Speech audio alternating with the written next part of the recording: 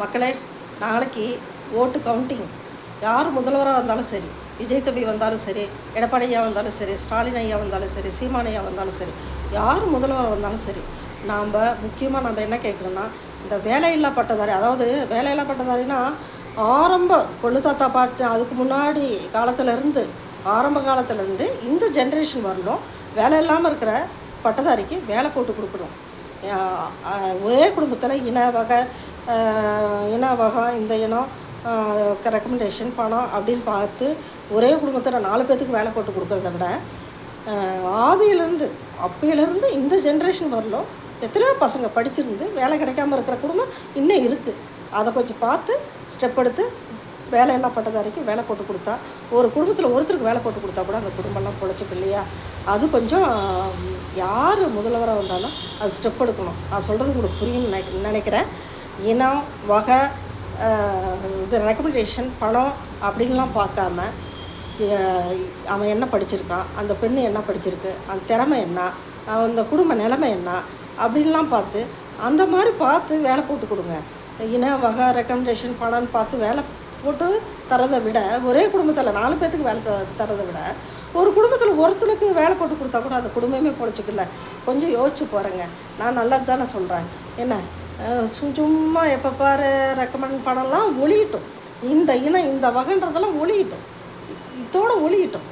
கொஞ்சம் திறமையை பார்த்து, படிப்பை பார்த்து, அந்த குடும்ப நிலைமையை பார்த்து, எத்தனை பசங்க வேலை இல்லாமல் இருக்கா, அவங்களுக்கெல்லாம் ஒரு குடும்பத்துக்கு ஒருத்தருக்கு பட்டதாரிக்கு வேலை போட்டு கொடுத்தாலும், இல்லை ஒரு பட்டதாரி பெண்ணுக்கு வேலை போட்டு கொடுத்தாலும் அது குடும்பம் பொழைச்சிக்கல. அது கொஞ்சம் ஸ்டெப் எடுங்க. இந்த போதையை ஒழிங்க, கஞ்சா இதெல்லாம் ஒழிங்க. இந்த பாலியல் குற்றம் பண்ணுறவனை கடுமையாக தண்டிங்க. அப்போ தான் குற்றம் குறையும். வாய்தான் கொடுத்து வாழ வச்சிங்கன்னா குற்றம் குறையாது. கடுமையாக தண்டனை கொடுங்க. அப்போ தான் குற்றம் குறையும். சரிங்களா?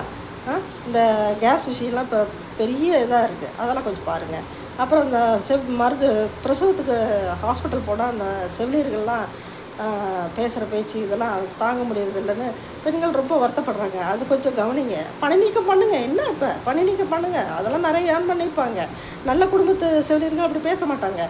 தன் குடும்பத்தை, தன் தங்கையை, தன் அக்காவை, தன் அம்மாவை நினைக்கிறவங்க அப்படி பேச மாட்டாங்க. எல்லா செவிலியரையும் நான் சொல்லலை. சில செவிலியர்கள் இந்த மாதிரி திமிரெடுத்து இருக்காங்க. அந்த மாதிரி செவிலியர்களை பணி நீக்கம் பண்ணுங்கள். இதெல்லாம் கொஞ்சம் பாருங்கள். இன்னும் நிறைய இருக்குது. இந்த கேஸ் பிரச்சனை பாருங்கள். பட்டதாரி வேலை போட்டு கொடுங்க. ஆதியிலேருந்து இது வரலும் வேலை இல்லாமல் இருக்கிற பசங்கள்லாம் இருக்காங்க. படிச்சுட்டு வேலை இல்லாமல் அவங்கள கொஞ்சம் கவனிங்க. விவசாயிங்க பாவம் லோனு இதுன்னு வாங்கிட்டு இந்த வேகாத வெயிலில் கஷ்டப்பட்டு மடிகிறாங்க. அவங்கள கொஞ்சம் பாருங்கள். இதெல்லாம் ஸ்டெப் எடுங்க. யார் முதல்வராக இருந்தாலும் சரி. ஓகே, லைக் பண்ணுங்கள், ஷேர் பண்ணுங்கள், சப்ஸ்கிரைப் பண்ணுங்கள், இந்த வீடியோ வைரல் பண்ணுங்கள். சரிங்களா? மறந்துடாதீங்க, வைரல் பண்ணுங்கள். நல்ல விஷயந்தான். தப்பாக இருந்தால் மன்னிச்சிடுங்க. நல்ல விஷயந்தான். தப்பாக இருந்தால் மன்னிச்சிடுங்க.